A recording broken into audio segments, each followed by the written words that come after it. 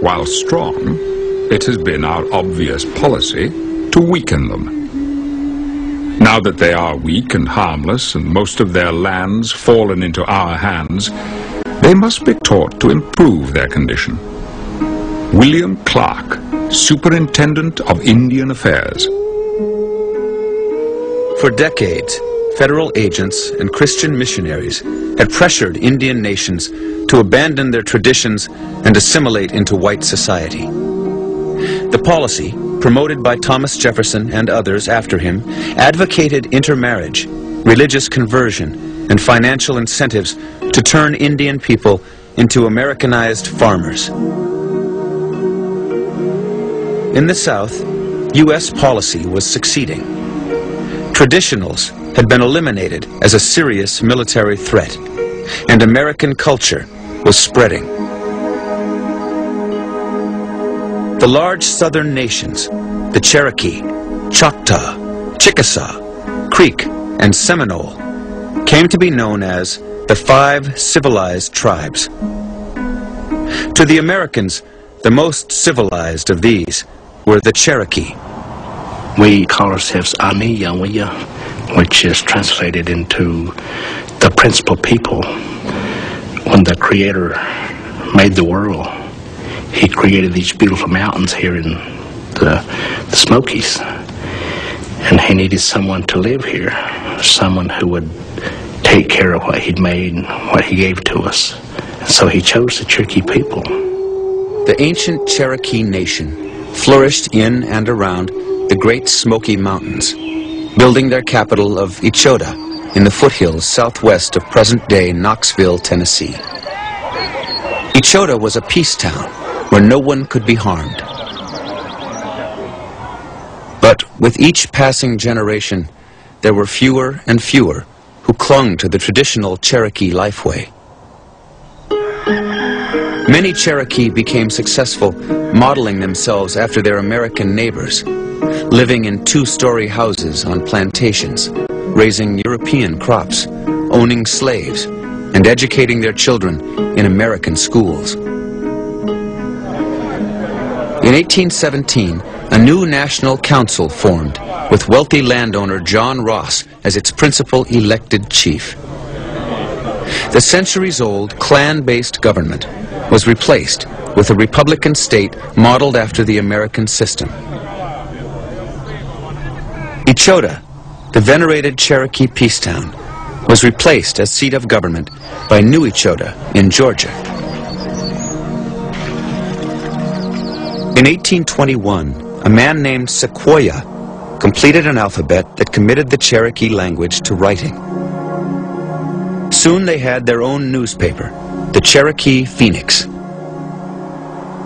But despite Cherokee efforts to coexist and United States government policies to bring Indian nations into the American way, it was a relationship marred by racism and greed. In the middle of a booming slave economy built around cotton, demand for land was growing. And the southern Indian nations still controlled vast areas. In 1828, Andrew Jackson, like William Henry Harrison, used his reputation as an Indian fighter to propel himself to the presidency. Greed usually is a thing that makes people do things they wouldn't do otherwise. Gold was discovered down in Georgia. Hundreds of miners illegally swarmed across the Cherokee border to lay claim to the vein. The Cherokee turned to the United States for protection. But President Jackson, himself a land speculator, removed federal troops from the area, telling Georgia officials, "Build a fire under the Cherokee. When it gets hot enough, they'll move." The greed of the white man grew, and the first thing that came into his mind was, we must obtain this land at any cost. And that idea of the removal started there. For the Indian people who believed their salvation lay in emulating American society, the most bitter betrayal came on May 28, 1830. Under Jackson's advocacy, the Indian Removal Act was passed. Nations east of the Mississippi were to give up their homelands forever and move to a special Indian territory in Oklahoma. The Americans said the land shall be yours forever. Now they say the land you live on is not yours. Go beyond the Mississippi. There is game.